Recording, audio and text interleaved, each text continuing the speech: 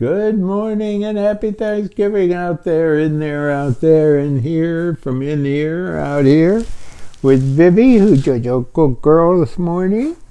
That's a good girl. Look over there. Big slurp for you. Welcome to Sentimentalist. I'm Art.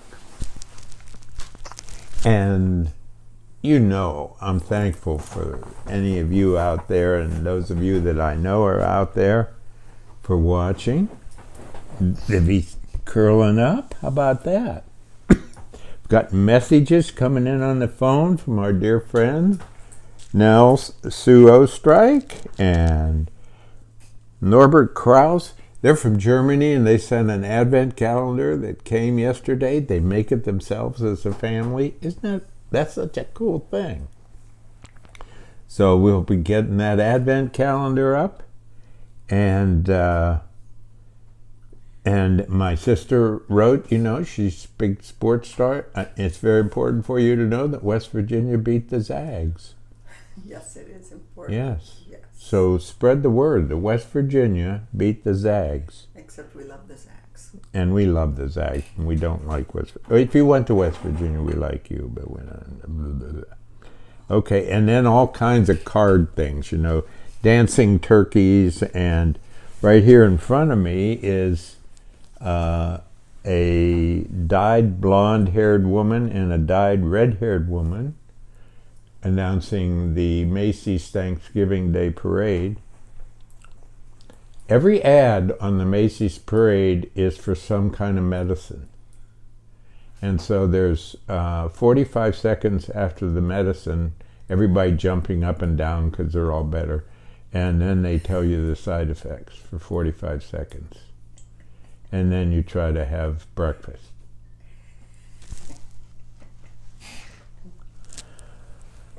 Everything's fine in America. I got all the Santas out. Julie collects the Santas because I want her to. And there's over 100 of them. And they're all around the house, upstairs, downstairs. And I had a lot of fun doing that. One box after another, tumbling off the shelf onto me.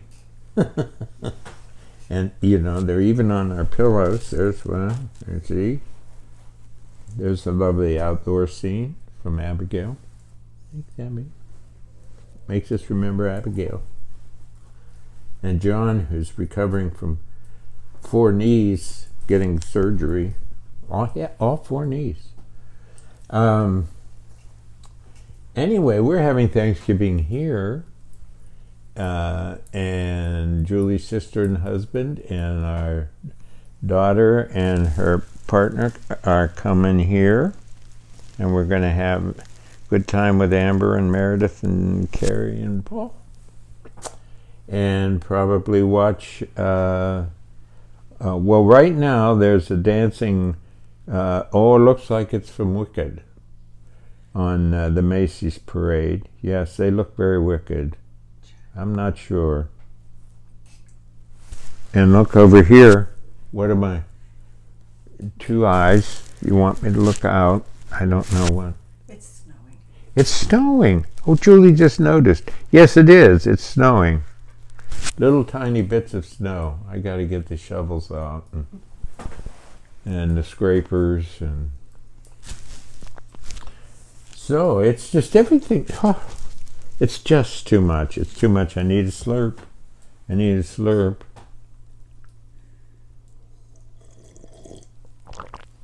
My sister saw the movie Wicked. She recommended it. But they're all dancing around, and you know how they dance on Broadway. They do this and this and this and this and this and this, and then they bow. And there you go.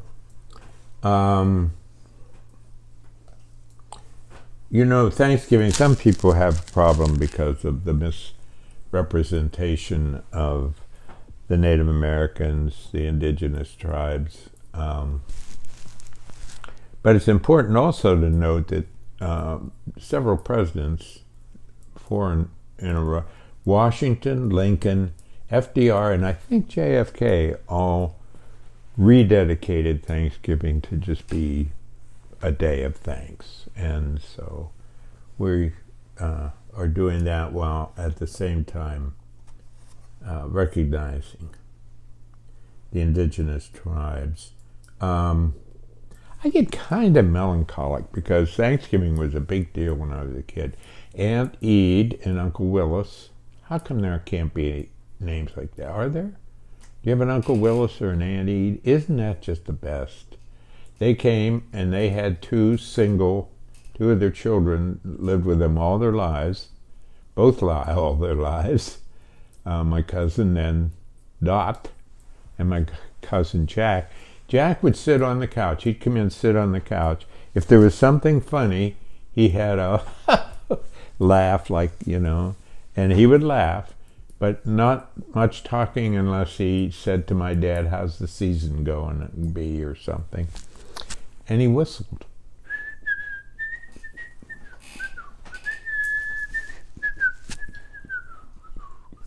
Be sitting on the couch and whistling. And Vivian, did you like that whistle? Did you? Good girl. Yeah, Vivi, she's alert to that. And after we had Thanksgiving dinner, which included scalloped potatoes, after we had that, my sister and I sold water. We had little pieces of paper that said, like 25 cents, and Aunt Ede or somebody would come out. Now, Aunt Ede wasn't much over 4'3" both ways.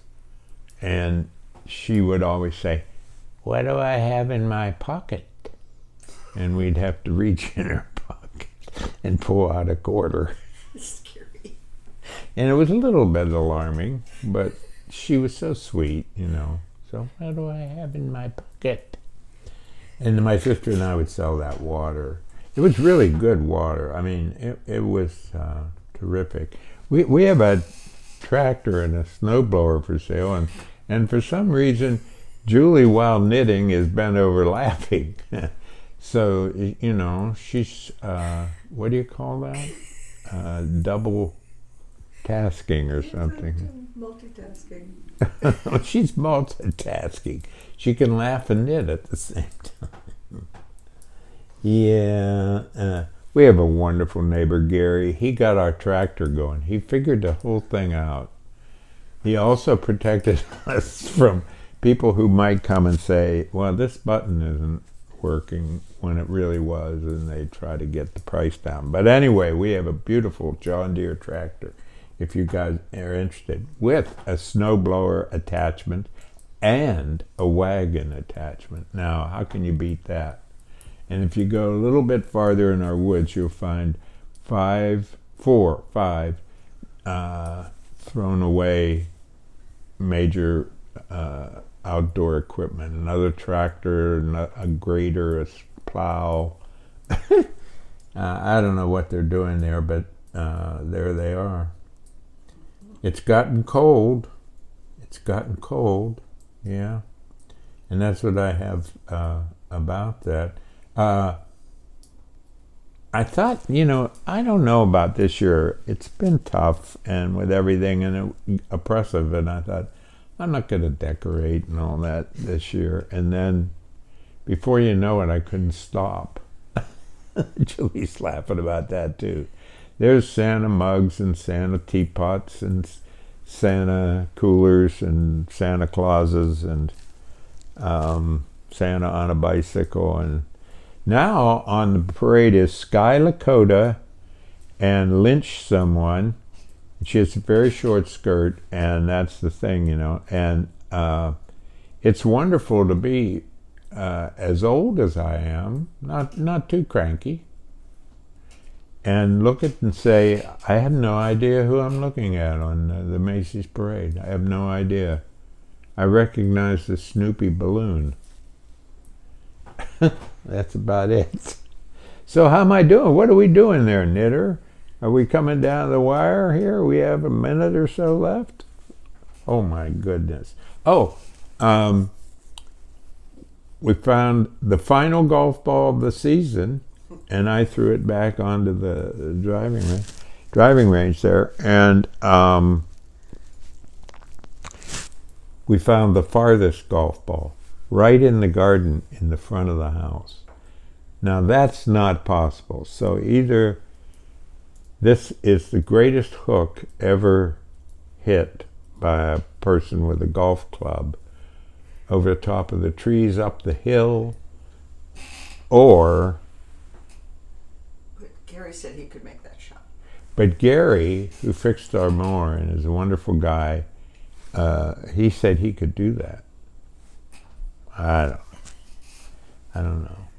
I hope you're feeling okay. I had a nice talk with Karen Morris yesterday, one-on-one. If any of you are interested in one-on-one poem talk, we just talked about poems.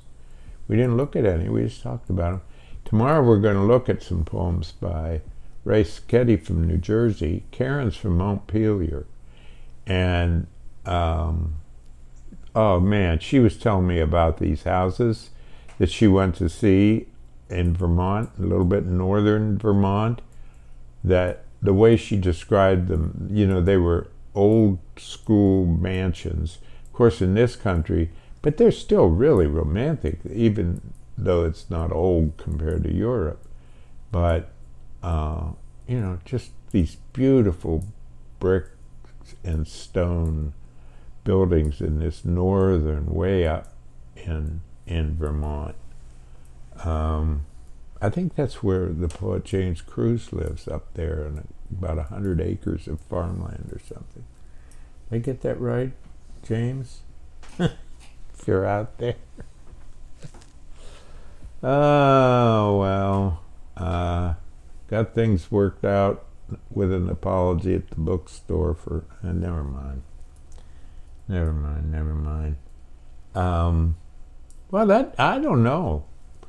I mean, this Macy's parade, it's on the little laptop here, and what is that called? iPad in front of me. And I'm getting an ad right now for a checkout line for some kind of medicine. I don't know. Yeah. Oh my goodness, it's a St. Denis Medical. Mm-hmm. Do you watch that? Julie knows that one? St. Denis? Sure. Sure, she says. It's been on TV for a while? No, I think it's a New York hospital. Oh, well, they have a show now. Oh, St. Denis is the name of a show. Yeah, St. Denis has the hospital has its own show. They while they perform surgery, they do that kind of dancing, you know, that's like this. Well, let's finish up here. With a little poem, because Julie's knitting, and this is "'Tis the Season to be Knitting." I really think so. We'll read this poem called "The Knitters." It feels right. I don't know. Some guy's reading on the parade. Why do I keep being distracted? Okay, the knitters. The knitters sit with their knitting, sitting in their laps, their fingers nimble as mice feet, as their needles twirl two-color twitches of yarn into well-reasoned whirls, their work, their letter to the cold world. Sunlight falls across the silence.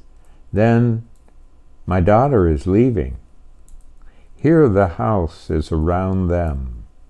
In the fields there are horses. Do you think she will stay away? Some spin their own yarn. The wool matters. I don't know. They have time in their hands.